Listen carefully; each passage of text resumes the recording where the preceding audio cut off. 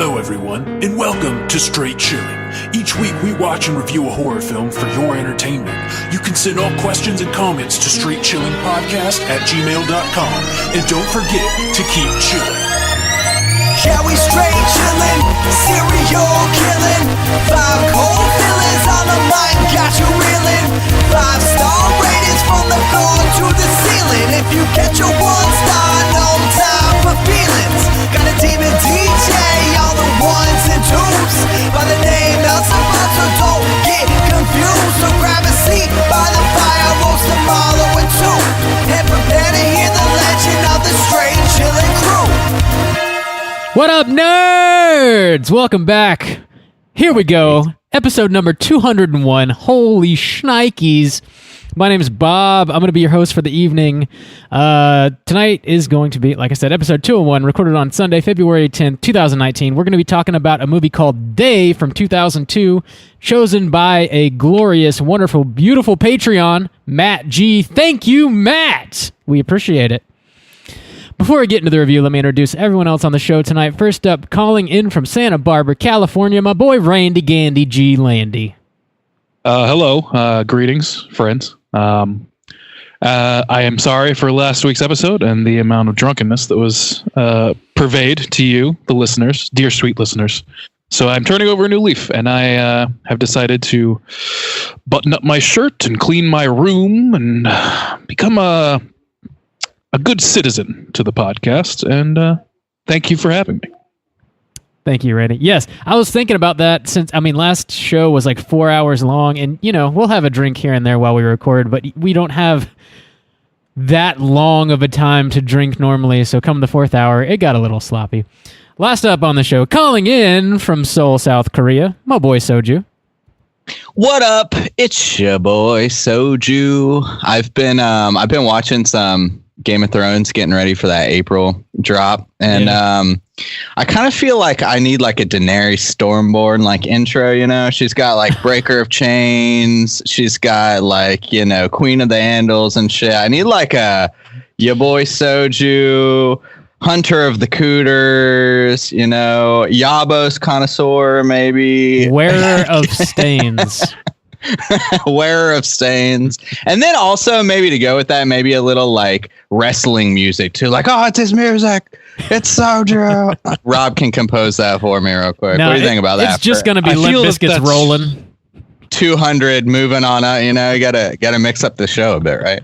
I think maybe a little Vivaldi would be in order, or perhaps some Bach. Ah, yes. Oh, it's his music. It's the Soju. He killed a man. Holy shit. How perhaps a gentleman about town, or a kind sir. You're just going to start pouring soju all over your body. Me and Randy just seem to have taken like completely opposite turns here. I don't care for your tone. We got to cast a wide net, try and get as many people to listen to us as possible. I imagine you as being like the South Korean version of what's his face? Stone Cold Steve Austin, just like pouring soju all down your shirt, smashing bottles on your forehead. Soju bottle. I can feel that responsibility. I love it. Oh my God. I love it. Let's go ahead and get into some housekeeping real quick. Quick reminder, the February poll pick is up on our Patreon page. If you support us on Patreon at the $5 level or above, you can vote on a movie that we're going to be talking about. The movies that are up there that you can vote on are... oh, boy. I forgot about it. Yeah, I did too. Actually, so yeah, Dracula 2000. Yeah, thank you. We should say... Queen of the Damned. Yeah, and don't explain it. House of Wax. So those are your choices. The reason those are your choices is because the theme is movies that Randy will hate or would hate. Probably will hate. Most the goal is to eviscerate me with cinema. Yes. Hopefully Randy will hate these movies, and like probably other people will hate these movies too. But specifically, Randy should hate all of these movies for a very specific reason. I've already pinned my congressman to oppose this action, and I'll be at the city council this evening to present my arguments against it. My filibuster. How great would it be if we watch House of Wax and Andy's like 5 stars? I fucking love it. Yeah, dude. Yeah, I don't think you've never seen that movie, have you, Randy? I have not seen House of Wax. I have not seen Queen of the Damned either. I actually know almost nothing about Queen of the Damned. I do know it's dumb. Oh my god, dude! It's real dumb. Well, I know Dracula 2000 and Real blue. 2000. It is. It's a hate crime. It's a hate crime, and God. I know that's something that will bring out the demons in me. Good. Bring out the bourbon in you, huh, Randy?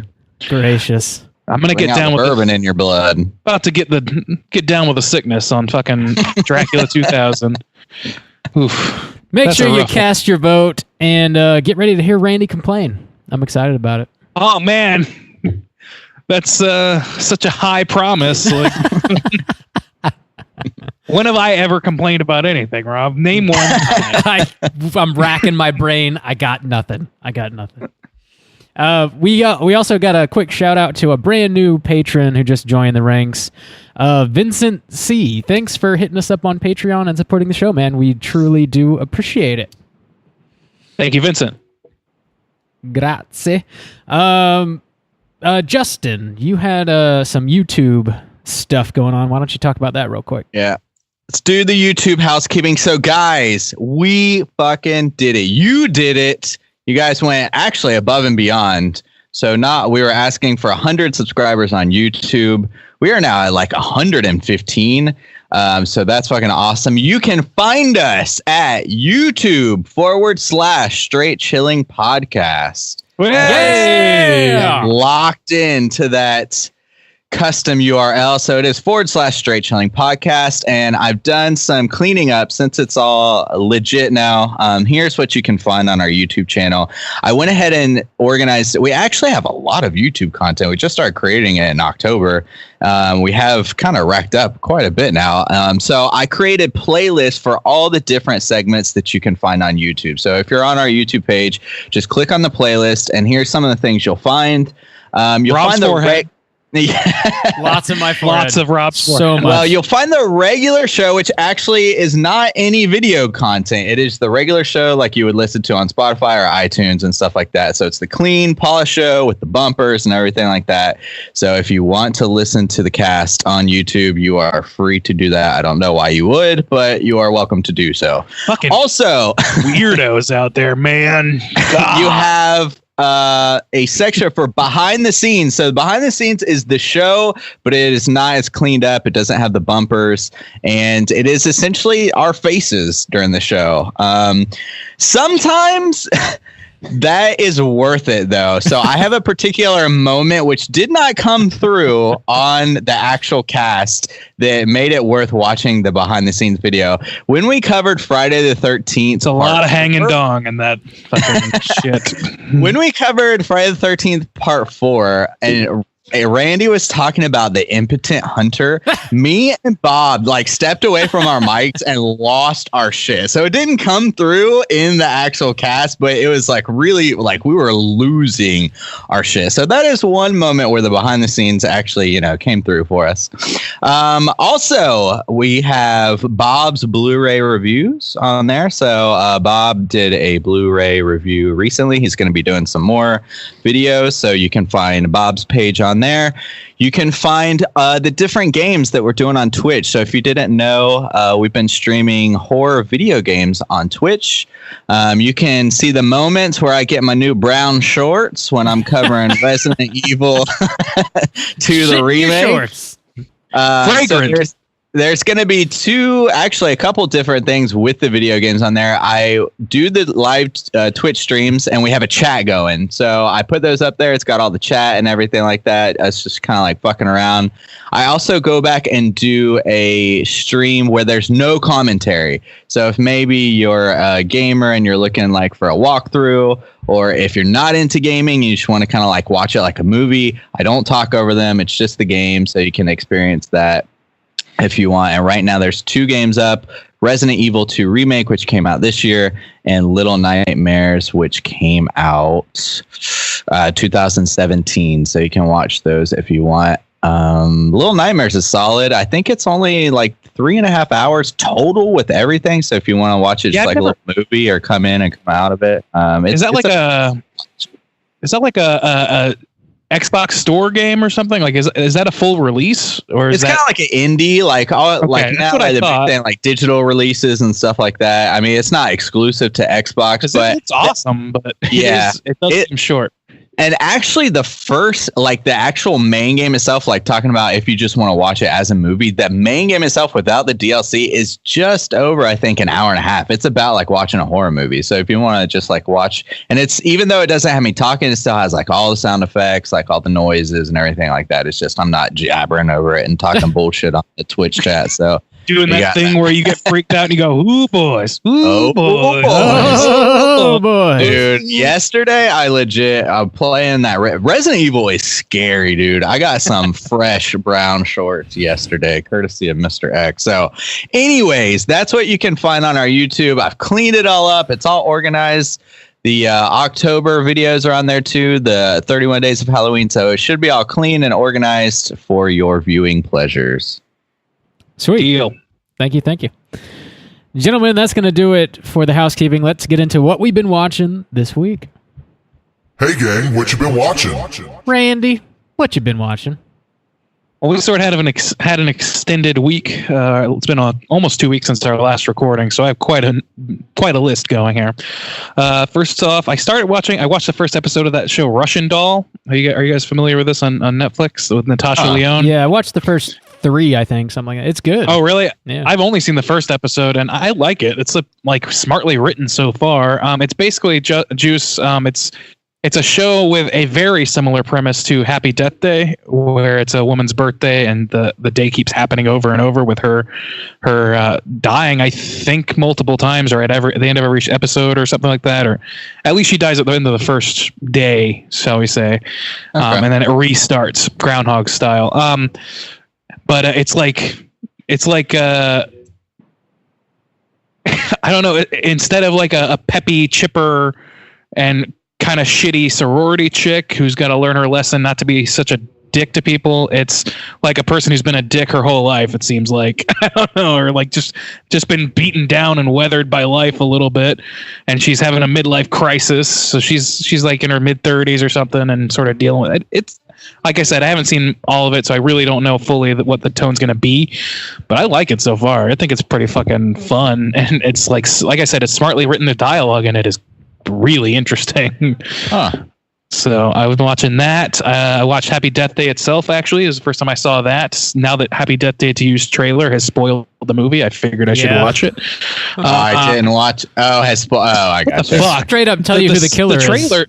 Yeah, I was like, oh, the killer was my blah blah blah blah blah blah blah, my nightmare woman, that's whatever. And well, don't tell me. I actually haven't seen I made any that of up. those things. Okay. No, I know. Not to be guilty of the same crime, but I also watched Conan Without Borders. You guys are familiar with this? It's a new show on. I think it's a Netflix show, but it's Conan O'Brien basically doing an Anthony Bourdain show where he travels around and he actually goes to South Korea, where apparently he has a massive following, and there's like an airport slammed with people with signs and shit screaming for him, even though I don't think his show is telecast there. South Koreans go hard on their celeb stats, man. I mean, I've stumbled into like a mall like K-pop thing one day, and it blew my mind. I was like, "What is happening?" He stars like in that president here, like. In that episode, he stars in a K-pop video. So nice. Like it's great, and that's episode 2. I've only seen the first couple, but the first one is in Cuba, so there's a lot of interesting stuff in that as well.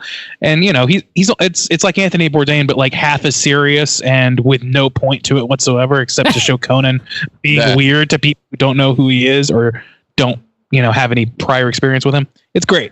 I enjoy that. Becky and I watched 2 movies about music. We each had to pick a movie. It's kind of what we do. We pick a theme. We pick music. Becky made me watch Drumline with Nick Cannon. Drama. Oh, I was thinking of that He's movie. mad at me for not loving it, but I was thinking of that movie. Whiplash. At first, that's what I thought it was. I was like, oh, Becky shit. says it was better when she was younger. Well, debatable. I remember liking it. Okay, it's hammy. She's so scandalized. I'm sorry. Whiplash is dope. Whiplash is dope. Yeah. I chose True Stories, the Talking Heads movie. Are you guys familiar with that? No, I wasn't familiar with it until pretty recently. It's apparently a big thing in Becky's family. It's like one that they love, and I don't know much about the Talking Heads. I've realized, and my dad used to love the Talking Heads, but I couldn't name a song. What is it? Oh man, Once in a Lifetime. Days go by. I just remember. Oh, maybe the Screaming Heads. Is that a band? So that does not sound like a band my dad was into. Never mind. I think I'm confused. And you might find yourself reading what you've been watching. So yeah, that was really great. Actually, it's got John Goodman's as much of a lead character as you have in that movie. It's basically a bunch of vignettes, so it's kind of oblique. But he's like in his prime and is like, I think, early Roseanne period of his career, and he's fucking hilarious in it. It's all just really bizarre shit, and I really think it's great. Let's see what else. There's so much. I think the last one I'll mention is Rubber. I watched Rubber. You guys seen this? Yeah. With the tire, right?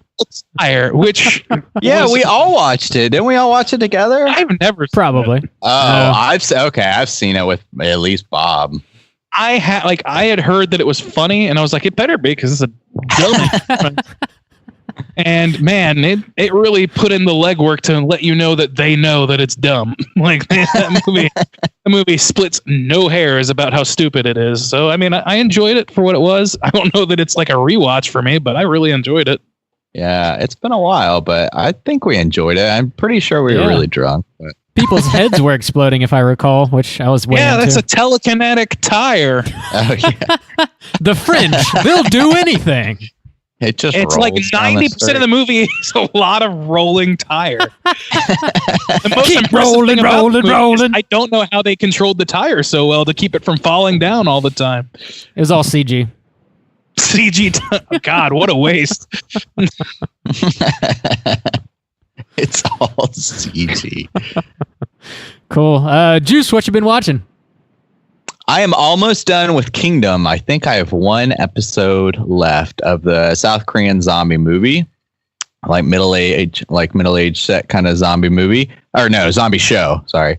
So I have one more episode of that. It's great. It's a really good show. I know somebody on Instagram or something was talking to us about it, saying how much they enjoyed it too. It's really good. So I've been watching that. Also, I've been catching up. I did the last season of Daredevil, which is like the last season of Daredevil. It got canceled. So it was season 3. And man, that show is like really good. And there was some moment in the last episode that just like had me like actually like really excited. Like they like actually delivered on kind of their big build up and what the show was and everything like that. And just like, it was, I don't know, really exciting. And so now I'm going through Punisher as well, because I'm assuming all these shows are going to get canceled, which is a bummer because like Daredevil and Punisher are actually like really, really, really solid. The other ones, fuck them. But actually, Jessica Jones is really, I've always enjoyed Jessica Jones as well, actually. But the other ones I didn't like. But so Daredevil ended great. And that last episode was like really solid. And so far, Punisher has been really good as well. I'm enjoying it. I'm like maybe halfway through the season. I'm assuming it's going to get canceled as well. I think Marvel is just like yanking the chain. I think they're like, nope, we got a Disney streaming. All this is going to be our property again or whatever. So it's unfortunate because Punisher is like brutal, and just Daredevil sometimes too. But like I just watched a scene, not to like spoil anything, where like the Punisher goes into like this like Russian mafia, like no guns, no knives or anything, and he like beats them in a gym. So he takes like iron like weights and like beats people in the face with it, and their jaws get like dislocated and their eyes get like caved in, and so like he like just beats them with it, like breaks their hands, and they're like, it's like it's brutal. It's like really, really brutal. And I'm just like, damn, I can't see this shit on a Disney streaming service. Whatever, dude. It's on Magic Flick. I mean, it's like they go hard on that shit. That is did they leave Daredevil on a cliffhanger? I mean, they like on one character kind of like he could come back or something, but like the main storyline they wrapped it up. I mean, on the main, like over the 3 seasons, like even though it ended, I'm like the story, like it was good, and I'm happy with like the conclusion or whatever. Gotcha. So Foggy Fresh. Yeah, Froggy Fresh. Remake. Nice. Cool.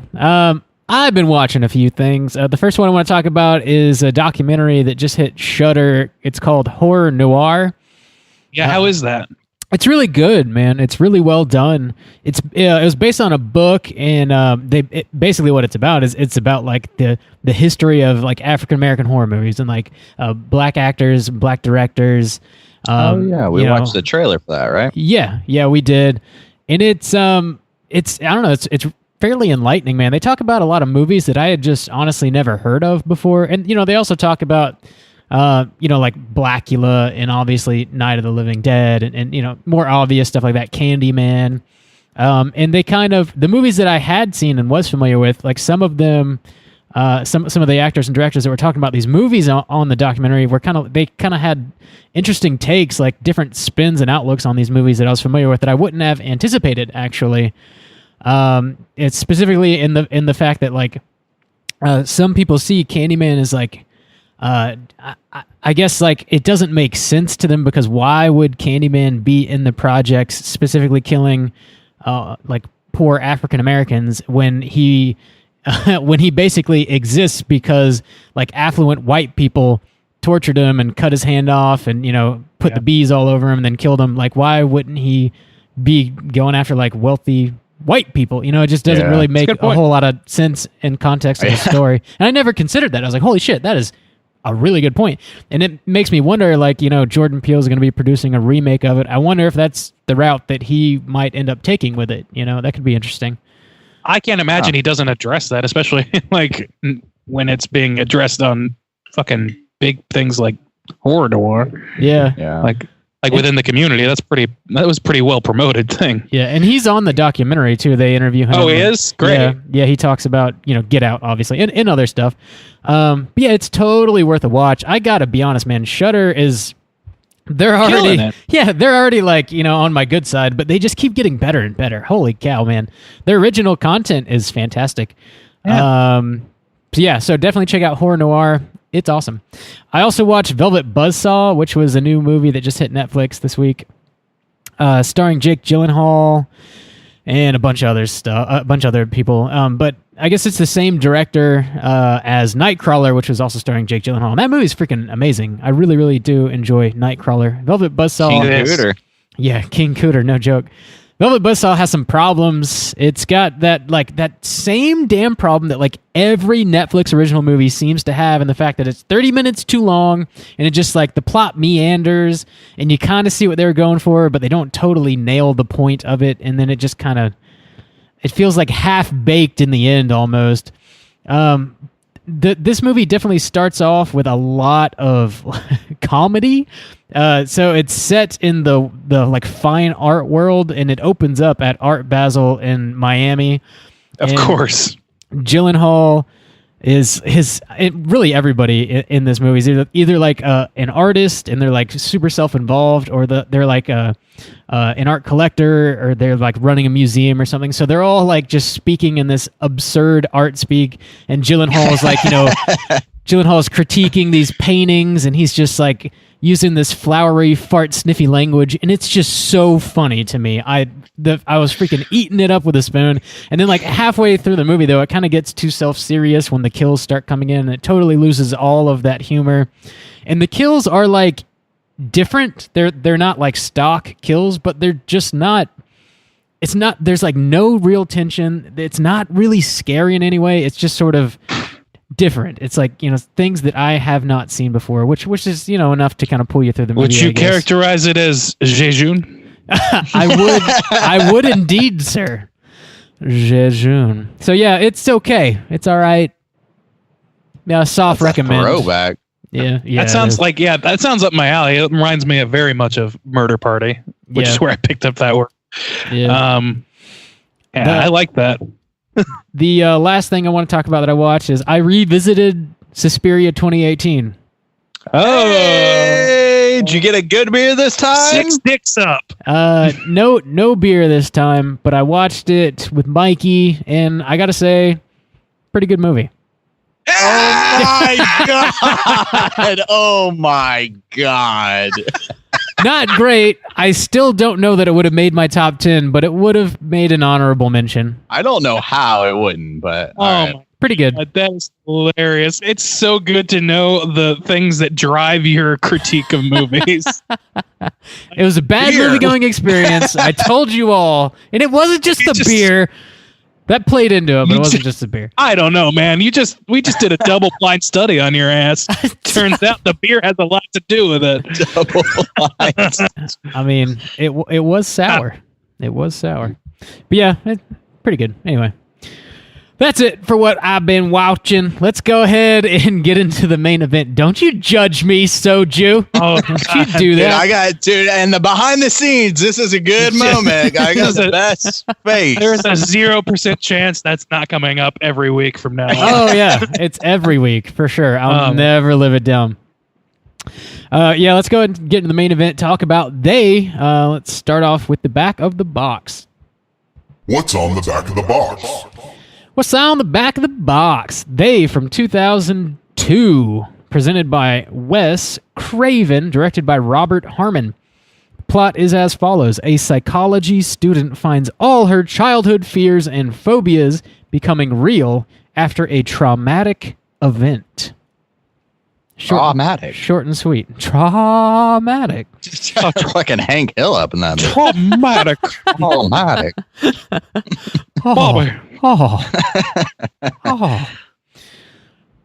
So yeah, this is a movie that was chosen by our lovely Patreon, Matt G. It's something that I'd never seen before. I don't believe we had seen this before at all. So I remember the trailer. For some reason, I really remember the trailer for this movie.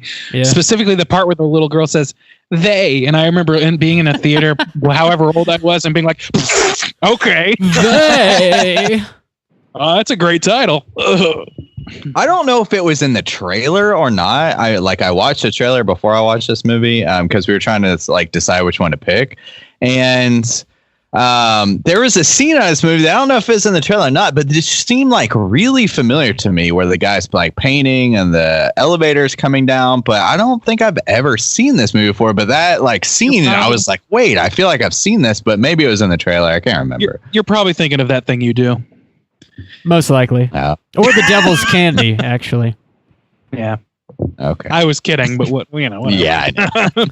No, it is it's very similar to The Devil's Candy, actually, in that Ethan Embry is just painting really dark shit. He's crazy jacked in that movie, though. I'm trying to remember The Devil's Candy now. I don't remember that. I don't think I've ever seen that either. Maybe I haven't seen. It's on Netflix. But Embry is jacked as fuck. I love Ethan Embry, by the way. He's great. Total crush on that dude's acting shit. Love it. Everything he's been in, I pretty much like him at least in it. Yeah. National treasure.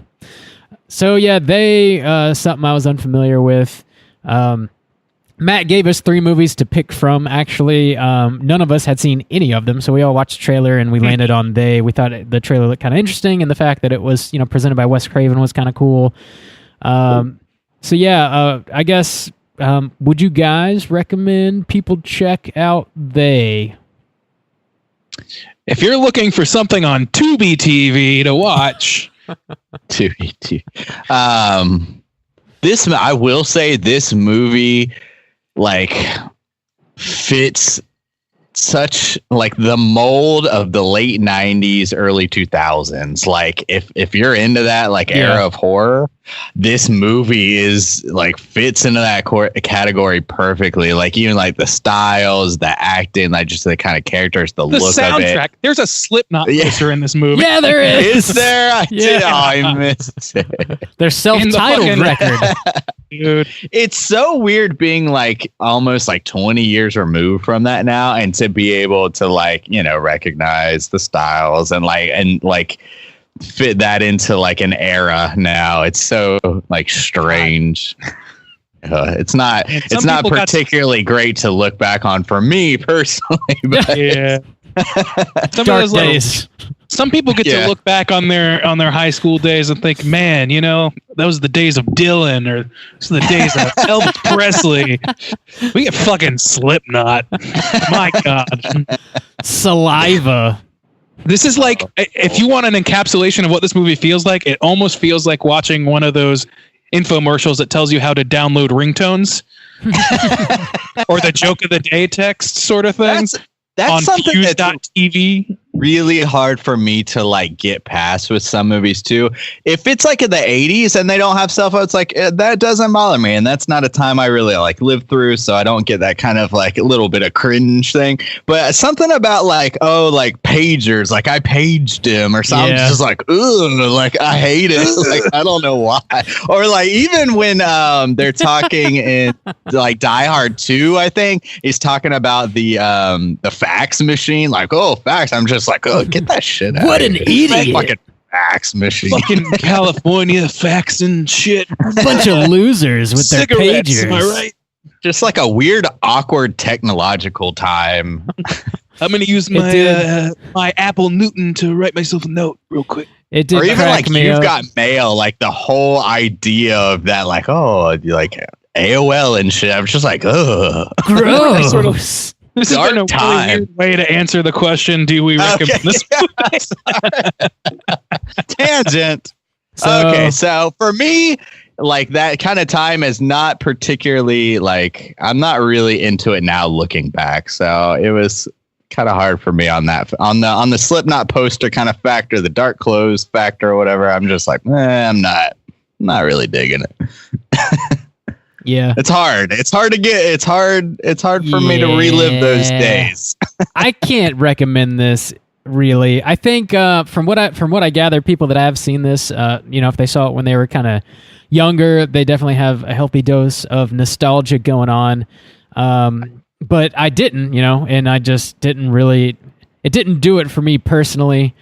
So no, not really. That's a no from Bob. It is very funny. Like we were talking about the technology and shit and the pager and whatnot, and like the movie kind of opens and the girl's listening to her voicemails off of like her little cassette tape, and then she's driving down the road and her CD starts skipping, and I was like, that is just not a problem anybody has it's anymore. So wild, yeah, to like relive those things. It's crazy. Have you checked the internet yet? I'm surprised I didn't have a scene like that where like I've been looking on the internet, and there's a lot of things on there. The what? They have a lot of things. They have a computer that can tell you all about mysticism or some shit. Like, I don't know. I feel like every movie of that. They have endless pornography on here. I printed on my printer that prints out on one long sheet of paper that's purple. You gotta cut that shit. Yeah, you do. You gotta get your machete out and slice through dark it. time. That might be closer to 80s, but fuck it. We're going. One long sheet of paper. Okay, so yeah, that's a pretty lukewarm recommend, I think, across the board there. Let's go ahead and drop that spoiler warning, and we'll get into the nitty gritty. Spoiler warning. Spoiler warning. Talking about presented by Wes Craven. I wonder, I don't know if he presented other movies or like why it says Wes Craven presents exactly. Yeah, hang on. I was gonna say, like, let me play the role of ignorant slut for a second. Like, you're not playing. What's Wes Craven presents? Because I was looking for this movie, and it looks like he did that shit a decent. Like Wes Craven presents like some kind of like Dracula movies or some shit too. Like, it seems like that came up like a decent amount. And I was like, I don't understand what's happening here. Like, what is this? Does anybody know? I don't know. Maybe it's just easy money. Produced it. So here's the little bit that I do know is going to be part of trivia. I'll just go ahead and spill it. It says, contrary to the marketing's claims, Wes Craven had no involvement in the production of the film. The complete U.S. title is is Wes Craven Presents They. Yeah. Craven was considered an executive producer of the movie. However, other than lending his name to the title, he had no part in making the making of They. It's assumed it's just a paycheck. It's assumed that the purpose for putting his name on the title was to publicize the movie and attract horror fans. He's the John Grisham of directors, is what I'm hearing. Okay, because I just wanted to point out that I'm trying to find some examples now. That is not the only one I saw. I was looking for this movie, and it was Wes Craven Presents, and I was like, what? I am completely ignorant to what is happening here. That's where James Wan is heading. I feel like he's going to be there any moment. That's true. That's basically where he is. I mean, that's the Blumhouse factor, really. But they are actually producing it, and they do have their fingers in the pot in some capacity. But they don't take an artistic stance at all. And to my knowledge, I don't know how much they're involved at all in any sort of show notes or anything like that with each movie that they produce. So, I mean, obviously they're a little bit more successful than Wes Craven's little run here, but it sounds like Wes Craven was getting his money, man. Yeah. That's all I can tell. Easy money. Wes Craven Presents Dracula 2000. That's what I thought. I was going to say that, but I wasn't positive. I think he did produce Dracula 2000. I gotta watch that. Even if it's not chosen by the Patreon poll pick, I gotta watch that fucking movie. I gotta. And there's a couple more. You can buy double features of Wes Craven Presents Dracula 2000 and Dracula 2 Ascension or something. Ascension maybe. I don't know. It's kind of blurry. The photo's not high def, but So Jesus. Dude, okay, so he apparently presented Dracula 2000, Dracula 2 Ascension, and then Dracula 3 Legacy. These photos are terrible. And then so you can buy a four split deal of Wes Craven Presents. The $5 bin special. They all sound so good. They're so good. Oh my God. I'm looking at the Dracula 2 poster now. That's about right. That's about fucking right. Holy shit. God damn. So let's talk about let's actually get into it a little bit. The opening scene, there's this little kid laying in bed, and this is the most paint by numbers scene of any horror movie I can really think of. It's scared little kid in bed at night. He's got the creepy his eyes are too big for his face thing going on, and his mom comes in and she just tells him to if he gets scared, just get under the covers. There's a thunderstorm, and he's saying, they come for me at night. And then she leaves, and then he sees a monster in the closet. And then of course he gets underneath his covers with the flashlight, and the flashlight goes out, of course, somehow. And then he gets pulled underneath his bed by his feet. And you've got that standard shot where the character is being pulled away from the camera that you see in every freaking horror movie. It's just checking all the boxes that you gotta check. I think this movie does that through most of the movie. The dialogue in this movie is the most cliche. At one point, hang on, I think I wrote a couple ones down. Alone at last. I almost didn't recognize you, despite the fact that they say they're longtime friend. The dialogue is almost just copy and pasted. I feel half the time it's oh, here we go. It's gotta be said. The number one problem for me in this movie is the acting / dialogue for every fucking scene. Every scene is a slog because there was a moment where our lead actress and her boyfriend were kissing, and there was supposed to be a passionate kiss, and I was I've never seen a more loveless kiss. That was this looks Look in the mirror, Randy. This looks like an exercise in an acting class that has gone wrong. This is not working. The problem too in this film, there's a lot of it. There's a lot of this movie is talking about the situation. I know.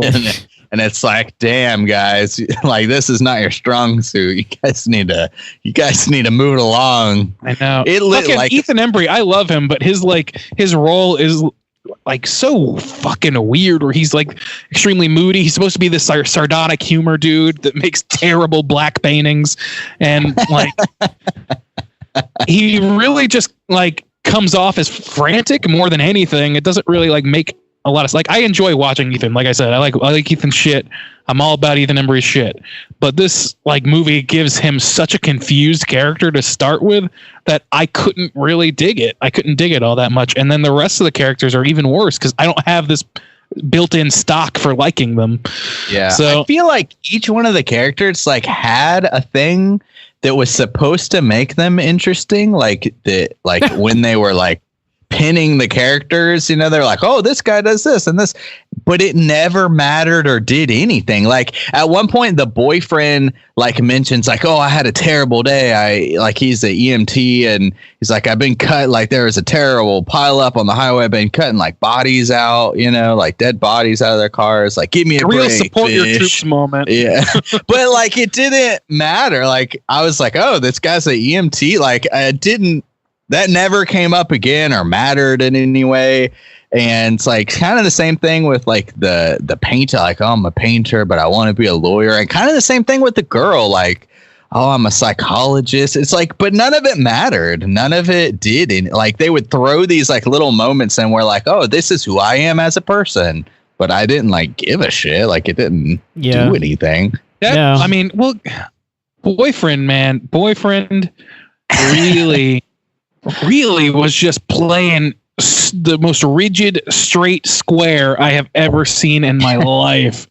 Like dude, he's the standard perfect, white boyfriend. He's the perfect boyfriend. He's too empathetic. Like that conversation they had at the bar at the when you first get introduced to him is so fucking painful because it's like, oh, you're like, it's like so expository. It's like, okay, so how are we going to tell everybody that she's a psych student, he's an EMT, and he's really good for her, and how good it is. And that the way they do it is by just saying those things out loud. Like he's got this one line is my favorite line in the whole movie. They're playing pool. And, you know, he decides to make it interesting and, like, put $20 on the game or something. And she's like, you know, I'm feeling it tonight. And he goes, let's see if you're feeling it if something's riding on it. It's like, Jesus Christ. Jesus, who wrote Under this? pressure. That's more sexual than I thought. I didn't even really put that together. Something's right. Dude, that dude gets the ultimate cock block, though. I felt bad for that guy. Right. He's headed to Bone Town. And then all of a sudden this chick gets was it a cell phone or he paged her something? A call from her. Okay, call from her. Okay, so here's the thing about childhood friend. Her childhood friend who her boyfriend knows about. Like, oh, I know how close you are because apparently, like, they made it seem like this has happened before. Like, oh, you're so empathetic. Like, you always go to him. Like, oh, but I'm a good boyfriend. I'll deal with it. But then, okay, so he gets shut down. Cop. She's like, I'll be right back. Then she goes to the diner and they've had this whole discussion about like how you're a great friend and how you're always leaving me for him and stuff like that. And she's like, oh, I barely recognize you. And I was like, when was the last time you saw this guy? What are you talking about? You just had a conversation about how you're like, what? That tightly doesn't written. make any fucking Tightly written. Like, and then, I want to. Then the dude blows his brains out in front of her. So then it's like, well, that dude's not getting laid for a long time. I did not see that coming, by the way. I was like, holy shit. But I thought it was fucking hilarious because her reaction, and this is not going to play in the audio format, so check out our YouTube,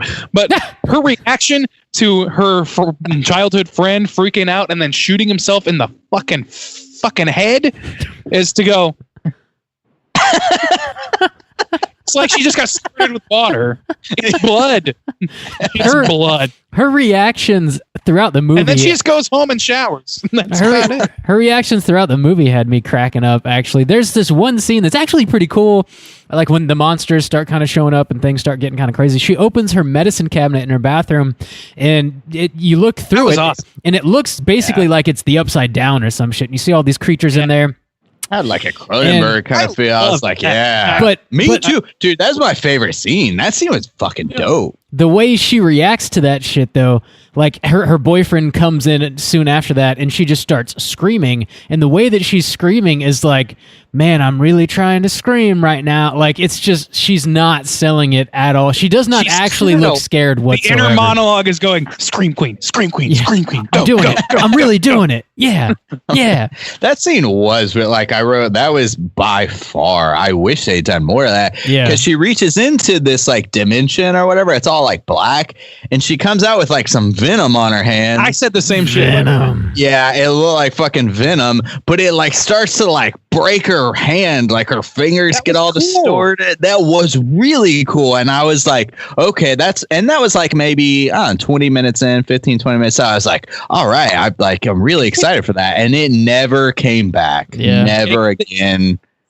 Well, kind of in the ending, but that crushing venom stuff doesn't really. No, yeah, that like idea of like, or even that kind of scene where like her fingers get all distorted. I was like, oh my god, like that never happened. That's the most brutal thing that happens in the movie for sure. I also like. Well, here's the thing, guys. So this movie is basically. This is where like I have sort of like a little bit of a soft spot, a small soft spot for this movie in this regard. The whole premise of this movie is that these kids all have night terrors, which is something that I have had my entire life. Yeah. So like, I'm watching this and I'm like, okay, yeah, I'm putting myself in their shoes. I'm like, okay, so what if you find out that all these other people that have night terrors are suddenly like winding up dead somehow or killing themselves a lot, and they're having these resurgences of. I'd be like, okay, yeah, in that scenario that'd be scary, but nothing about this movie sells any of the scary aspects. Like they're really committed to that idea that the night terror thing is related to these creatures, that's what causes it, and it's like almost like an alien invasion where they come in and when you're a kid and they scare you, and then they come back years later and harvest you somehow. But like all they do is really like tell you that that's what's happening, and then you just like fucking there's no fear involved whatsoever, not even no tension even. Well, and one of the things I liked, or like I was liking the idea, is like taking that idea of the night terrors, because they talk about how all of them too were like had some kind of trauma in their childhood to like spurn like on these like night terrors, like, oh, like my dad committed suicide, or like so. And they also play with the idea of like the girl's a psychologist and she doesn't start freaking out until after she watches her friend kill herself. So the whole like idea of like, oh, is this just like a PTSD thing? Yeah. Is it a trauma thing? That's interesting. That is interesting. That's the thing, is like once they find each other. Yeah, but they like that was another one of those things where it was like, here's some details to make things interesting, like the people, but it doesn't matter. It doesn't translate to any fear because because it's just like it's just like, nope, it's really monsters. Like they don't ever actually toy with that. Like they're like, nah, it's actually monsters. So it's like, well, why did you tell me that then? Like I don't know. Even if they had frustrated, like they have this great like conceit basically, and that's really all that they have. What? The way you're sitting is very funny. Check out our YouTube. Totally like South Korean girls. They love to like make their face look really small, so they do that with the V or whatever. So yes, the Randy. It just got like they've got such an interesting conceit, and it's like personally interesting to me as somebody who has experienced the night terror. Like this is like true. I don't have it very often anymore, and as adult, but like it is true that it's primarily in children, and then only usually in adults when they've had like a crazy stressful day or like a long day or something. That's true for me. Like when I've had a crazy long day, or if I stayed up way past what I should have, or something like that, then I'll have an incident or whatever. But I never remember it, which is really hilarious for Becky because she gets to fucking wake up to my ass screaming in her face. There was one time where I was like inches from. I was told this, by the way. I hear these stories secondhand, but I was like inches from Becky's face, and she wakes up and sees me there, and then I just scream. That would, holy fucking shit! I would have a brand new brown sheets, guy. much scarier than anything in this movie. Oh god. I mean, thanks, Randy, for the brand new brown sheets, my guy. Appreciate it. So yeah, I mean, so I'm like primed for this. I'm primed for this concept, and they can't deliver really on any aspect of it because the characters are so poorly written, so stock, and so uninteresting, and God, just so fucking boring that you can't care. You just can't. My imagination imagining Randy doing that is more terrifying than this. like, oh my God, that sounds terrible. I'm loving it. I'm gonna do it in the camera. Now close your eyes and now open. We're really selling this YouTube shit right here. Yeah, we are. I'm really trying my best here, guys. Interactive. So yeah, I don't know. The lead actress in this is constantly sort of like confused and whatever, which is fine. Like, I know what she's trying to do, and I know what she's been told to do. The problem is that it's not really motivated. It's sort of like passive. It's like a passive agreement to whatever happens in this movie. She doesn't take a lot of like actionable steps to prevent these things from happening to her. And let's talk about like characterization. Can you guys tell me anything at all about the female character that lives in the studio loft with Ethan Embry? Yeah, I can. There's like one. She's the cool Qui-Gon Jinn of this movie. She has nothing. There's one cool story that she relays. It doesn't really have. It doesn't say anything about her personality necessarily, but she's talking about how when she was a kid having night terrors and stuff, she was freaking out after one, and her father came in and tried to console her, and she stabbed him in the eye with a knife. Which is kind of crazy. I like that. I like that because too, that was like playing with the whole aspect. She was like, I stabbed my dad with a knife, or in the eye. And then at the same time too, when the main chick has her episode, she's in the bathroom, she gets venom all over her hands, and it's like showing that she's attacking her boyfriend. So I was like, that's an interesting aspect. They didn't follow that up. No, they didn't. Everybody's individually picked off. Yeah, they followed up that story with they followed up that scene with the girl talking about stabbing her dad in the eye, and I was like, well, okay, maybe these people are like fucking crazy, or I don't know, even if they're not crazy, that's an inciting incident, and that's a cool interaction for them to have as they're experiencing these traumas. I would have been fine if I never saw the monster again, and it was just showing me people attacking their friends. I thought maybe the girl would attack her doctor, or something like that. That was more scary or interesting to me than these Cloverfield monster things. They're Cloverfield, right? I think that I agree and I disagree. I think there could have been less monster, and they definitely should have explored the danger that they pose to fucking paramedic boyfriend should have been stabbed in this movie. That not in that first scene, but at some point when we think that we're seeing through her eyes the monster, and she's fighting it off in this tense scene, it would make narrative sense for him to get killed in sort of the beginning or the end of the third act, especially for her to end up in the hospital. So maybe if she had, instead of that whole scene they had where the monster's dragging her and chased her, if she had done that but killed her boyfriend, and then she wakes up and she's in the mental hospital, because she actually kind of sold that pretty well, or they sold that pretty well, where at the very end she ends up in a mental hospital and she's just got this look of dread, oh my God, where have I ended up? And then that would have been cool. That would have been a better way to approach this movie. And then they still could have been taking her into the further or whatever, taking her into the upside down. And then you would have been oh, it really is real. It would have been so much better to me. I think, I agree. I think that this the trauma aspect is underdeveloped, and it's the most obvious red herring of all time, to the point where you want it to be a better red herring. Any movie of this time period. This is in the early 2000s. This is post Shyamalan too. Yeah. This is like in a Shyamalan world right here. So I don't necessarily need a twist, but around this time, people are expecting. A lot of people are kind of expecting that sort of rug pull of some kind. This movie doesn't even attempt it. It just says, oh, this is kind of related, and then just leaves it on the table the whole movie, like the Bluebell ice cream in The Strangers.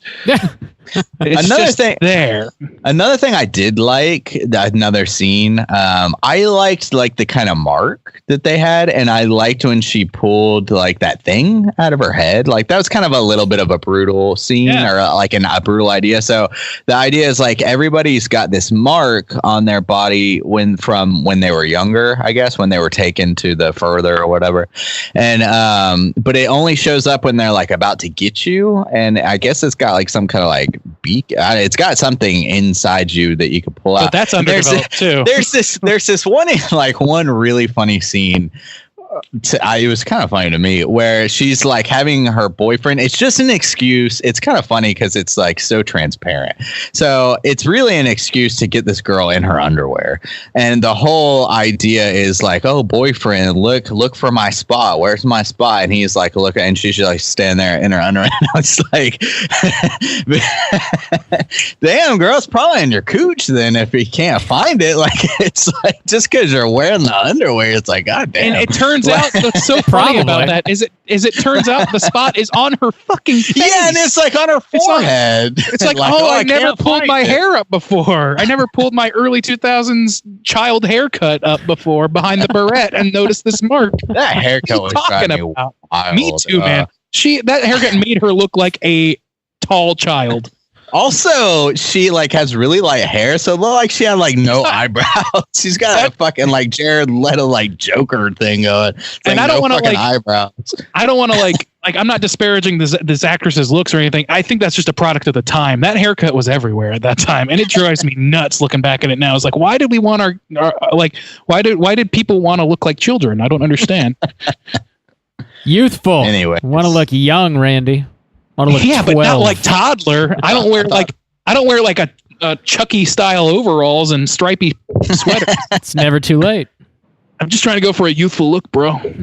So ultimately, she gets sucked into the further, though. She gets taken to a mental hospital because people think she's crazy. She thinks monsters are scaring her or whatever. And then, but they really like get her. And then like she's like in this mirror kind of world. But it's in the closet. Kind of cool. It's like Hellraiser-ish, kind of. It's like she's trapped. She's basically invisible to the people that can help her. And yeah, but she can see them as long as the light, like the closet door's open, and so there's light shining in like from the window from the room. But as soon as like he closes the door, then the monsters get her because they're scared of the light. Except they were able to get her in her room in the same situation. That was the thing about the whole light. They were like, oh, it protects, like light protects you. But the monsters can just shut it down. Like the monsters just are able to. They can shut down the lights. They can blow out candles. So they can turn off electricity. Yeah, so it's like no obstacle for them. Drain so there's batteries. No real. Yeah. I don't know, man. This movie like feels like there's a lot of holes. There's just it's just undercooked. The whole premise is it's a great premise that's undercooked on the specifics, but they're very like specific about what the specifics are because the exposition is terrible. So they just say what it's supposed to be, and then you're left to say like, oh, but that doesn't make sense. Yeah, it's not ambiguous. It's not any of that shit. It's just like, oh, well, you fucked up then. Like, I don't know. Yeah. All the. I was just going to say, anything else? Should we just rate it? You guys got anything else? Nah, let's rate it. Yeah, let's rate it. Let's do it. Randy, you want to kick us off out of 5? How are you feeling about They? So They to me is like, it's just typical of its time. And it's like, it suffers from a lot of shit that we've already sort of gone over, but I want to talk about the specific things that I liked about this movie. And the biggest one among them is I really loved the conceit, and I thought the effects were pretty good. I thought like some of the set piece of the cabinet where she looks through the medicine cabinet, that was so cool to me. It's like, oh, that actually gave me hope for the movie that was eventually dashed. But I don't know. I enjoyed all that stuff. It's just that the dialogue, the exposition, the pacing, the decisions and motivations of the characters, they're all drastically underbaked and undercooked. So you've got a lot of people doing things that don't make a whole lot of sense, and monsters that are supposed to make sense but really kind of don't. They don't really necessarily follow their own rules. And also they're a little bit overexposed, I think. At one point you like can see their face with their mouths or whatever. Yeah. And it's like, okay, it looks like Groot. It looks like a bad Groot. And it's the early 2000s kind of CGI too, right. Which doesn't hold up well. No, it looks better when it's more concealed in the dark, which fortunate for them is part of the conceit. So it works really well, especially like I said, and whenever you see into their lair or whatever, I really like the look of that shit where it's like sort of like just bodies encircling. It looks like fucking, I don't know. It's good. But they just can't make that stuff land because they don't give their characters any charisma to work with. They don't give their actors any charisma to work with. There's like I said, the woman who accompanies Ethan Embry and is like another night terror survivor, aside from that one monologue describing her stabbing her stepfather or father in the eye,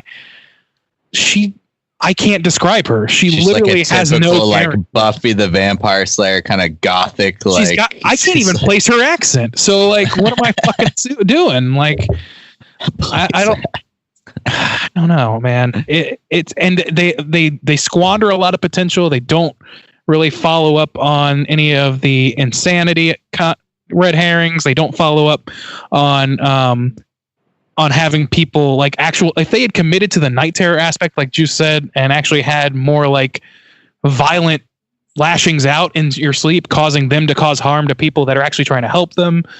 But then you find out that it's actually like these creatures that are causing them damage. I was like, okay, it's not the most original idea, but I like it. It's interesting to me, and it would at least fulfill that promise a little bit.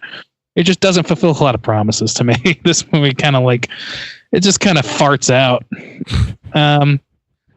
I'm going to go with, because I really do like that their little lair or whatever, and I like the visual of that, I'm going to give it 1.75. 1.75 from Randy Gandy G. Landy. All right. So generous. Shit. Juice. So. Juice, how you feeling? Out of 5? No, yeah. I'm gonna give it a 1.5. They're trying to like stretch it to the 7.5. 1.75. Well, I was actually debating a 2, but I was like, I can't be that dishonest. I'll regret that later. No, I'm gonna give it a 1.5, and I will like. There were two scenes where I was like, well, no, more than that. I mean, the mirror, like her night terror scene was the best by far to me, and it like didn't even compare. And it's unfortunate that was like within the first 20 minutes of the film. The actual, like, kind of like Randy said, the guy freaking out at the beginning and shooting himself, that was pretty cool too. Her friend, that guy sold that pretty well, even though the actress didn't. But that was kind of a cool scene. He starts like freaking out in the diner and it's like raining outside. So that was pretty cool. The Barb scene I liked, and I liked like when the girl's talking about stabbing her dad. So I mean, it definitely had some positives, and really I think the most frustrating thing too, it's not like a completely like shit film or like worthless or anything like that. I think it's the frustrating aspect of the kind of the squandered potential, because there were things where I was like, I like that, and it just never came to fruition for me, and that's more frustrating than just a complete, like sometimes if there's not anything there, then maybe it can be funny, or I don't know, but to see the potential and then know that it's not developed is frustrating sometimes. So that's unfortunate. And also just the time period too, it's just one of those personal things that kind of rubs me wrong, unless it's like fucking Scream or some shit. I have a hard time with that particular like 5 to 8 year era where people are still using like pagers and like cell phones, or we'll call it the wallet, the chain wallet, wallet era. That's appropriate. So yeah, so this one I can only give it a 1.5, unfortunately. Chain wallet era. Yeah, I agree with you, Justin. I'm going to give it a 1.5 as well. This movie's just kind of middling. It's got like some interesting ideas floating around, but overall, it feels very stock to me in what it does pull off. And there's like a couple little surprises along the way. Like the creature effects were actually better than I anticipated they would be, even though you don't get a ton of the creatures. And I think probably the biggest miss to me is like, I don't know that I've ever seen a movie with Ethan Embry in it where I was like, I don't know, he didn't really add anything. You're just like, when you got Embry in the cast, and you just don't use him. He's just a white boy. Squandered the Embry? He's just a big old white boy. They tried to turn him into like this like sardonic character, and it just doesn't play, because he's not like, they're like, oh my god, you're so dark. It's like nothing he said was all that dark. It was like, okay. Yeah, he's just a guy. He just paints with black, and that's about his like nothing but black. 50 Shades of Black, the Ethan Embry documentary. I'd watch it. Yeah, there's just not a lot going on here. You know, there's like some unintentionally comedic moments with the acting, and the dialogue is pretty rough.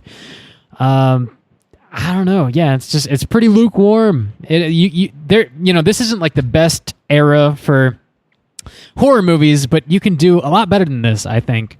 I think it was Wes Craven just lending his name. I'm sure he probably made like $100,000 just to throw his name on this fucking DVD. See, cover that's or frustrating whatever. to me too. Like, I don't appreciate that. I don't like it. Not like it really drove, but like you said, when we were trying to pick these movies, we were kind of like, oh, Wes Craven Presents, like that's interesting, and to know that why we picked this one out.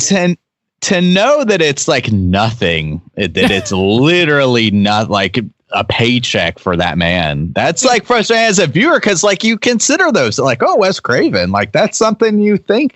Like, now I'm not fooled by like produced by James Wan. Like maybe I'll consider it a little bit, but I'm not fooled at this point. But Wes Craven Presents, to know he had nothing to do with it other than a name. That's like, fuck that. Like, come on. This isn't the post Scream era too. Like the Scream had already like knocked people's dicks into the dirt, and he came out and they're like, okay, we'll pay you $100,000 to put your name on it. And we're like, I can't really blame him from a financial standpoint. Oh, me either. Yeah. But if it were my name, like I don't blame him either, but I would at least be like, well, let me like help you do something. Like I would like, well, let me like, can I take a look at the script or like something? Your name's being put on, and like that. If that's what you're buying, then you need to like, I don't know. You don't need to do anything, but if it's me, I agree. I'd be like, oh well, this script's fucked up. Do you mind if I take a second pass at it? Can I fix it? Yeah, your script's give me an extra $50,000. I'll help you write your script, and then I can at least sleep at night. Yeah, and when we watched the trailer, my new brown sheet. God, when we watched the trailer, we were making some connections to Nightmare on Elm Street. We thought there might be some parallels between this movie and that, because they're talking about not wanting to go to sleep in the trailer. We're like, okay, maybe there's like some similar themes going on, but there really isn't. I mean, night terrors and like nightmares, I guess, are like loosely related, but there's no like. Nothing is really happening in their dreams in this movie whatsoever. Luckily, you can watch this movie for free though. So you can.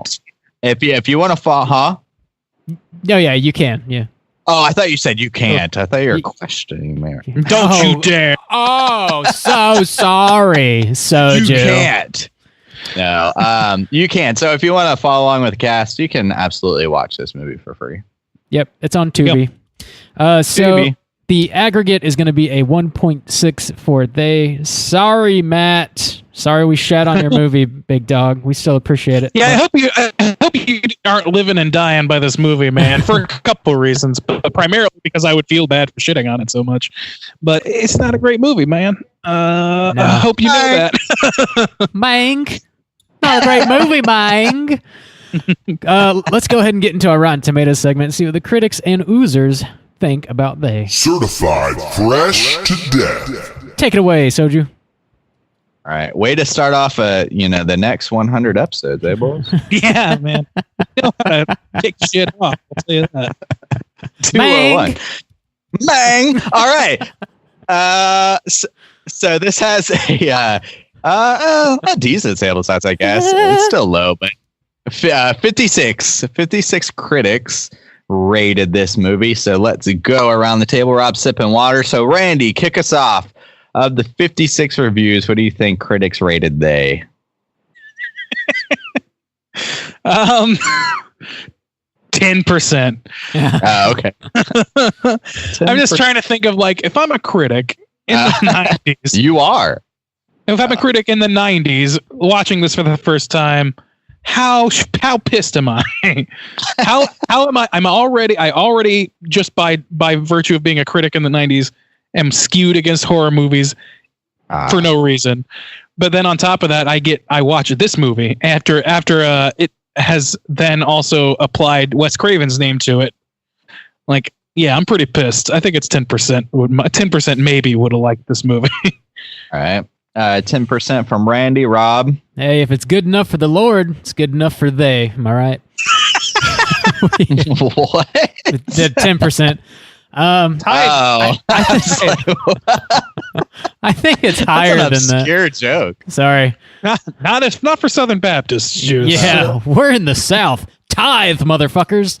I'm gonna go with like a 30. 30. Okay. Yeah. Bob got really close. 38% is the number we're looking at here. Average rating 4.2 out of 10. Of the 56 reviews counted by the critics, 21 were fresh, 35 were rotten, with a critic consensus of they fails to sustain the level of creepiness necessary to rise above other movies in the horror genre. Also, this title's terrible. The title, they, Yeah, man. it's like to read it out loud, like as a title, it's just like, it's bad. But let me read. Hang on. Let me read a positive. It's certainly entertaining enough and made with great style, but the whole thing feels slightly undercooked. Now, that was a top critic fresh review. So even in there, another rotten top critic says stinks from start to finish like a wet burlap sack of gloom. I thought you were going to say a wet fart for a minute. I was like, how? I didn't read it beforehand, and I was hoping that's where it was going. But I did not read it beforehand. This guy's incarnate. I really like this description. Wet burlap sack of gloom, especially reading it as a surprise. Like, what? Big old sack of gloom. Sack of gloom. There's nothing more gloomy than a wet burlap sack. You know what I'm saying? Why is it wet? Like, because it's gloomy and because it's a sack. It's just a wet sack. It's just a wet sack of a movie, guys. Why don't you get it? That's a wild description. All right. So rotten from the critics. Let's get into the audience score. 12,881 is the Oozer rating over here. So it's lower, but since I had never even heard of this movie, it's decent enough for me. So what do you boys think out of the almost 13,000 people that rated this movie? Rob, kick us off. I'm going to go probably a little higher than critics, I would say. Maybe like a 45. 45. All right. Randy, what do you think? Yeah, I was gonna hit it with an even 50, so I'm about in the same thought process. Even 50. All right. Surprisingly, that is not the case. We are even lower than the critics over here. Damn. The people are not pleased with being. I think the people are like us. They're like, "What's Craven? What the fuck? What the fuck?" 23%. So we at least, like, I feel bad, like we're shitting on Matt's movie unless that's what he wanted us to do, but we are at least aligned with the people on this one. Men of the people. Men of the average people. rating. We have an army of disgruntled Craven fans at our back. Average rating, we're still lower than the average, but 2.6 out of 5, which is higher than the 23% indicates. But 23% said, nah, rotten. Or, well, no, okay. I don't know. Whatever. It's 23%. They said, nah, whatever. This movie is not favorably by really anyone so far, other than this one dude who still said it was undercooked. So whatever. Yeah, that is our Rotten Tomatoes segment. Soju out. Mic drop. Let's go ahead and get into some trivia. It's totally time for trivia. Take it away, Randy. So we don't have a ton of trivia, but we have some interesting things about deleted scenes and alternate endings here. So saddle up for that shit. Whoa, I thought you were going a different. Yeah. Swerve, Randy. You went, suck my saddle up here. No, I just the fucking suck mic my moved. sack of gloom. It sounded like you said, suck my saddle up here. I was like, whoa. Well, suck my dick. So Rob gotten that Korean teenage girl status kicking All day, every day. Here we go. So, though Brendan Hood, who is the director, is credited as the screenwriter. I'm sorry, not the director. I don't know what I'm talking about. Though Brendan Hood is credited as the screenwriter, he only came up with the basic idea. Everything in the original draft was subsequently written out by the producers, and it's estimated that up to 10 people have worked on the script. Who could tell? Well, only one of them was credited for the revised script. So what the fuck? This clearly had too many cooks in the kitchen. Yeah. So you may be asking yourself, so okay, what was the original idea? Here it is. In the original unaltered script by Brendan Hood, the plot dealt with a group of 4 recent college grads who discover that Earth is actually run by a race of organic machines which allow the human race to exist so they can kill them and harvest their corpses for spare parts as their bodies break down and deteriorate. What the fuck? What movie is that? Sign me up. Like that guy wrote kind of like alternate Cheap Matrix. Yeah. It's He wrote Cheap Matrix, and they turned it into this. I mean, I guess it's an upgrade, but I guess very much. I guess. Yeah. I'm not like this is an early 2000s. There shouldn't be like that strong of a Matrix connection going on here.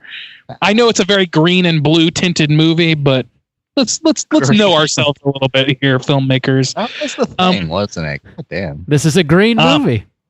It's a bit of a green movie. It's maybe a teal movie. Teal. Yeah, it's kind of teal. All right, so moving forward, the explanation for why they target certain children and return later to hunt them down is ambiguous. That's another way of saying they don't talk about it. They just don't. Also, it doesn't really make any sense. Like, they take the effort to take children to their lair where they're going to get eaten, I think. But then they're like, we'll wait 20 years. We'll come back. We'll come back and get you. Let this one get a little fatter. One theory is that they are doing what human researchers do when we study a species, which is to tag the specimen, release it, and later use the tracking device to find it again in order to chart its progress and development, which is actually what I actually thought that in the movie, but that doesn't make sense because she pulls that giant barb out of her head and they still find her pretty easily. It doesn't fucking matter. Yeah, and they don't like come off as like any kind of intelligent species. Like they act like they're a horde wild. Yeah. Also similar to human researchers, quote, they won't tag and study every single creature in the breed, just a random few to study in depth. I mean, sure, whatever helps you sleep at night, fans. That's fine. Yeah, knowing that there are 10 people just like kind of picking apart at the script, like it's clear that there was no. It's even hearing the original idea, like it's clear that nobody even cared enough. Like they're just like, I don't like. They really, like even the Wes Craven thing is like we have to like make this movie. It was a trick. It's all a trick. There's no solid ground here. Nobody cares about this movie because like nobody has anything invested in this movie. Like this is the early 2000s equivalent to Chud 2 Bud the Chud, in that it was just, we need to make a movie because we need people to go to theaters. We need to trick people into seeing this movie so that we can make money. That's what this movie is, as far as I can tell. It's better than Bud the Chud. I don't think anything is better than Bud the Chud. All right. That shit's great. It's awful. Recommend. Awful. Scenes are featured in the work print. There are some scenes that are featured in the work print but excluded from the theatrical release. Here's one of them. Some of them weren't that interesting. After Julia removes the object from her scalp, she runs to Sam's apartment.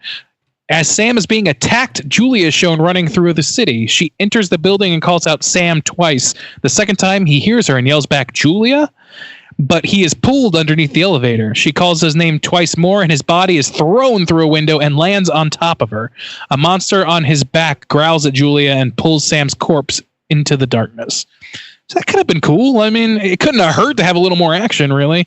Yeah. As much as less talking, that's for damn sure. I mean, it didn't hurt. Like the one thing that we didn't really cover, but actually did, I think, help at least make it feel like I'm watching something where something's happening, was when she's like crawling through the subway tunnels. I didn't love that, but at least it's an action scene after like a lot of talking in this movie. So I don't know. They could have used a little more action on top of everything else. If they're going to be that dumb, you might as well just load it with shit. Certain DVDs contain the following alternate ending, although Blu-ray although all the Blu-ray versions contain it. Bah. Julia, I didn't know there was a Blu-ray edition, by the way, and that's Me shocking. either. Yeah. Julia wakes up in a hospital bed. She goes to the door and finds it locked. She looks through a small glass window. There she sees all of the people in her story. Dr. Booth, Billy, Sam, Terry are patients in the mental hospital, and her boyfriend Paul is the doctor.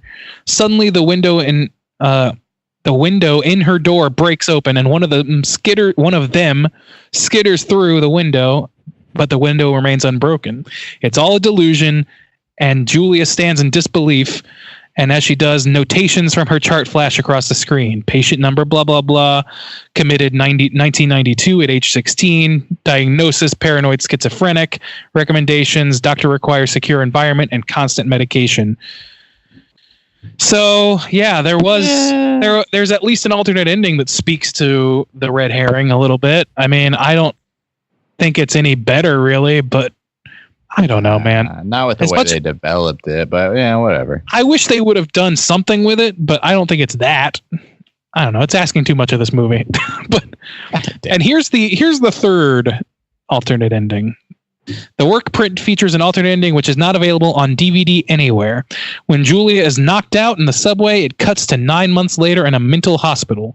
Julia convinces a panel of psychiatrists, including Dr. Booth, that she is cured. She sees one of the monsters climb through an air shaft in the ceiling, but continues to claim that they don't exist. She is released and goes home only to set up high-powered lights all over her apartment. The camera pulls out of her bedroom as she sits on her bed, and a door creaks open in the darkened hallway and cuts to black. I kind of like that that's ambiguous, at least a little bit. Yeah.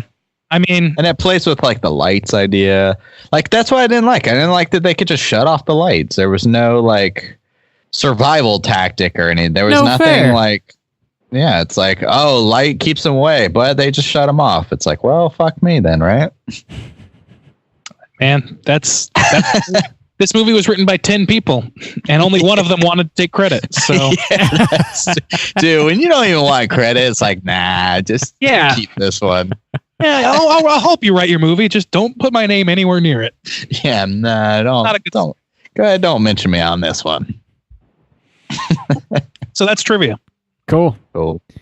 Let's talk horror news. Extra, read all about it. All right, gentlemen. So first up on the chopping block here, production has officially begun on Shudder's original Creep Show series, which is fucking cool. It's supposed to air sometime later this year, hopefully come spooky season, I would imagine. So it's going to be 3, 4, 5, 6, 7 episodes deep. And they went ahead and announced like the names of the different episodes and the people who wrote them. Joe Hill, Stephen King's son, actually wrote one.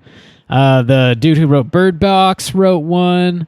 Who else on here? Dude who wrote The Hitchhiker wrote one. The guy who wrote Monster House wrote one. Oh, some Walking Dead people. Yeah. Monster House? Yeah, the animated movie. The kids movie? Yeah. Dan Harmon? Rob Schraub. Oh, Rob Schraub. Yeah. Rob Schraub. I thought Dan Harmon wrote that. I know that he was involved in it, but okay, great. Yeah. Harmontown. Fan. Go. Yeah. Actually, this says 6 episode season, but then it lists 7 episode titles, so I don't understand if there's either 6 or 7. I don't know. It's kind of confusing. But yeah, it's coming out later this year, and I am stoked on it. It's Greg Nicotero's kind of the showrunner, basically, of Walking Dead fame. So it's I don't know. Like I said before, Shudder has been killing it with their original content, and I don't really see how this could be bad. I'm all in. I'm into it. Yeah, I like Rob Schraub's shit. Rob Schraub. So yeah, the next bit of news we got coming up here. Joe Hill, I guess he wrote a novel called Nosferatu, which I have not read. But AMC picked it up to turn it into a series, which so I guess it's already shot. The pilot's going to premiere at South by Southwest this year. And it's I don't know exactly when it's going to be airing on AMC. They haven't released that information as of yet. But the story is as follows. In the journey, they become these ghoulish creatures. This is like kind of a halfway explains what's going on. So there's like, I guess there's this character who like eats kids, and the kids turn into monsters basically. So he's basically a Nosferatu character, and he drives around this like creepy car. I don't know. There's some stills online that you can look at, and it looks fairly entertaining. I don't know. Do you guys know anything about this novel specifically? Not at all. Yeah. Oh, Well, it's set in New England, I guess. Shocker. Yeah, right. And I don't know. I guess it's going to be cool. Some sort of interesting twist. I guess it's gonna be Some sort of interesting twist on a vampire tale. I don't know. And we reached critical mass for vampires for a while there. Yeah. I think it might be okay. Like it might be hitting the point where, you know, only people who are smart and deft enough to handle it are going into it. So I don't know. Once we got through all the Twilights of the world, I think that we sort of, I don't know, people are hesitant to even go in that direction anymore unless they really have an idea, you know? I hope. Yeah. I hope. One thing that's cool about that Kingdom show, that zombie South Korean show, is it's kind of like they're like zombie vampires, kind of, because they can only come out at night, like the zombies. Or it's kind of like a He Is Legend kind of thing too, I guess. I Am Legend. I Am Legend. Yeah, He Is Legend. Yeah, I Am Legend. Kind of like that kind of deal too, I guess. So that's kind of cool too. Where, like, you get to see kind of some blends of some creatures that you've seen for a long time, kind of know the rules, but kind of twists on them. That's cool. So yeah, if you're into, I really want to watch it. Go on. If you're into a creepy old guy driving around a Rolls Royce and sucking blood out of kids, turning them into creepy little monsters, sounds like The Nosferatu's phrasing of up your that alley. needs some work. Needs some workshop, that phrasing. Sorry. Phrasing. Sorry. God, you guys need to watch Archer. Just a guy rolling around in a Rolls Royce sucking kids. You know how it goes. Yeah. It's a real Jeff Epstein situation. Sold to the highest bidder. The last news story coming up here. More good news coming down the pike from Shudder. So they've got another documentary series coming out that's going to explore the legends of cursed horror film sets. So Yeah, what's going on with that? That is there more than one? yeah, oh Is it- yeah, It's not just Poltergeist? Yeah. I thought it was just Poltergeist. yeah. The set of The Exorcist was like notoriously haunted, apparently as well. So I don't know. I couldn't rattle off like 10 or 12, but I know there are several. And that sounds like freaking awesome, and I'm way into it. Oh man. I hope they go into Family Feud a little bit. That set's first as fuck. Is it actually, or is this a joke? Well, for a long time, people really actually thought that because it's fucking like every host that they had like really horrible things happen to them for a long time. And they all like committed suicide and shit, right? Like some of them committed Damn. suicide, some of them like OD'd, like all kinds Louis of shit. Anderson I think no, Louis fine. Louis like the first one I think that was fine, and then now I thought he killed himself. he's alive. No, yeah. He's Oh, really? yeah. Oh, my bad. Who am I confusing him with? I don't know. I don't know, but yeah, I think he was the first one that kind of broke that trend, and then obviously Steve Harvey's on there making shocked faces at people for a living for like 10 years now. So I love that his logo is just like a bald head and a mustache. Fucking Steve Harvey. says everything he needed to say. Yeah. So this show's coming out later this year as well. And I'm way into it. Shudder, fucking killing it. So Cooter, is there a Cooter of this movie? I don't really know that there is, honestly. Nah, there's not Yeah. like enough character development for a Cooter. There's not none of these people have enough characterization.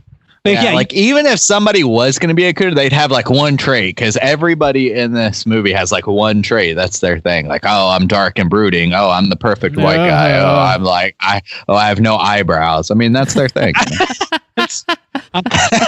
Fucking Marilyn Manson head ass. Oh, also speaking of the music in this film, by the way, they placed like this movie was definitely made, I think, in order to sell a CD. I'm pretty sure. Because it's got the Slipknot poster. I'm pretty sure I hear a "Saves the Day" song at one point. When their CD skips at one point, it's some like dumbass track. I've never like some sort of like not trap, but whatever, some sort of like electronic remix of some kind. And then when her car comes back on, it's an entirely different song because they have to squeeze one more goddamn song in there for marketing. This movie is like the film equivalent of an Edema record, basically. Oh man. So let's go ahead and get into Check your phone first. I did. I saw it. Okay. Let's go ahead and get into a new segment here. So if you follow us on like social media and stuff, we put out I guess like an ad about a week ago or something like that. A personal ad. Personal ad. So we've got a phone number that you can call and leave us voicemails should you choose to do so. So we were basically just soliciting calls earlier this week, and we got a few calls, we got a few voicemails we're going to play. Basically, the way we're going to do this is, assuming that we get a quantity of voicemails that is within reason, we'll play them on the show. But if we end up getting like crazy numbers, we'll have to figure out what to do with them. But some weeks we'll probably prompt you with a specific question, or try and get your thoughts on something. Or you can always just call and say what's up, or tell us how stupid we are and that you hate our show, and that's totally cool. We want your hate voicemails. Yeah, send us your hate. You can crank call us too. See if our refrigerator's running. The options are limitless here, people. Today, though, we have 2 questions which we can answer, so that's kind of nice. Yes, absolutely. We can provide a service to you, an actual service. Yeah. So just in case you want to call, the number that you can reach us at is going to be 904-638-3231. That is 904-638-3231. Do your worst, people. So yeah, we got 3 voicemails here. 2 of them are from the same person. I'm going to go ahead and play those 2 back to back, and then we can answer those questions, and then I'll play the 3rd one next. So without further ado, here we go. Hello. I think this is the Straight Chillin' podcast message thing. Hey, guys. I just wanted to say that you guys are super cool, and I enjoy listening to you talk about movies. It just feels like I'm hanging out with a big group of my own friends. And I know that sounds really creepy and like I'm a weird stalker, but I don't know. You guys are just funny, and you make me laugh, and keep it up. And I'm thinking about donating to your Patreon, I think, is what you guys do to get like suggestions. Because I'm really wanting to hear you guys talk about Scream. That's my favorite horror movie. And yeah, anyway, thanks. See ya. Bye. Hey, Straight Chillin' guys. I totally already called you once before, but I thought I would call again because my name is Stacy Nye, by the way. I don't know if I'm supposed to say that or not. But I was calling because I was listening to the Bordello of Blood episode, and it's super cool. And I was listening to a song when the episode started, and I was wondering, was it Soju? I'm not sure what your real name is, honestly. Soju Stains, did he do the rapping to the song? Because it kind of sounds like his voice. Anyways, that's all I wanted to ask. And I love Bordello of Blood, and I love Tales from the Crypt. And I think it's super funny that Randy watched Demon Knight. But I grew up watching both of those, and it's so weirdly specific. But anyways, thanks for being cool, guys. See ya. Talk to you later. Thanks so much for calling us, Stacy. We appreciate it. And not only do you sound like a stalker, I am quite sure that you just are indeed a stalker. So. Who is this weird, creepy stalker that wants to give us money? What the fuck? So, why aren't there more of you? Bordello Blood, classic Straight Chillin' episode. It's like yeah. Billy Zane just steals fucking movie. Oh, Randy. Randy wanted a bit of Billy Zane. I love it. Well, Zane. Yeah, as far as us covering Scream, we actually did cover Scream long ago in like our original 60 shows. I think it was like episode number 31 or something like that. It was before we totally revamped the show and like changed the structure of everything. So I don't know that we really did Scream justice per se, but it is by far one of my favorite horror movies of all time as well. It's fucking incredible. Side note, in the text-to-speech reading of that voicemail, it said your favorite horror movie is Cream, and I was pretty excited. I love. Google tries to transcript the message, and it's like pretty awful all the time. It's pretty funny. I was like, Cream? How have we not reviewed a fucking horror movie called Cream? I'm sure it exists. Terrifying. Yeah, that's. Oh man, Bordello of Blood, fucking classic. Yeah. Also, yes, that is me at the beginning of the song. At the beginning of the song, in the intro. Yes, it is. If you didn't know, me and Rob actually make music. Rob made the music to this podcast and also wrote the lines for that podcast. He just asked me to rap them, but we actually have a lot of music. 2 writers, only one wants to take credit. We actually have a lot of music on like iTunes and Spotify. I guess the same place you would listen to Straight Chilling under Kudos the Kid. Rob makes a lot of music and I do the vocals for those. So if you like our intro music, you can always check that out. But yes, that is me at the beginning. For sure. Juice Ton. I'm going to go ahead and play that third voicemail, and I believe we have another question to answer. So here we go. Yo, what's up, my dudes? This is Perfecto Villarreal out here in Shelton, Washington. Huge fan of the Straight Chillin' crew, giving me something good to listen to and get me through work. I just wanted to see if you guys have ever seen the movie Society that came out in 1989. I don't have the director on hand, but it's very Cronenberg-esque. And for my boy Juice, it's got some alien yabos. So I figured he's going to love that. A good half star. But keep doing what you're doing. I love it. Can't get enough of it. And don't forget to keep chilling. Thank you, Perfecto, I think is what you said your name is. I'm not 100% sure on that. But thanks for calling, man. We appreciate it. Justin, why don't you talk about some alien hooters or something? Yeah, I have not seen Society. I will say that I really appreciate that when people are saying Yabos, they're thinking of me. So, I mean, that's wonderful. But no, I have not seen Society from 1989. I actually haven't looked it up either. Does anybody know who the director is? It's Brian Yuzna. Brian Yuzna, yeah. Okay. So I am not aware of these alien Yabos of which you speak, but I am certainly color me intrigued. Yeah, that's a movie that I actually I've come close to picking before just out of curiosity because it shows up like in the most unexpected like top 10 lists and shit like that. I don't know. I'm interested in it. I would like to check it out.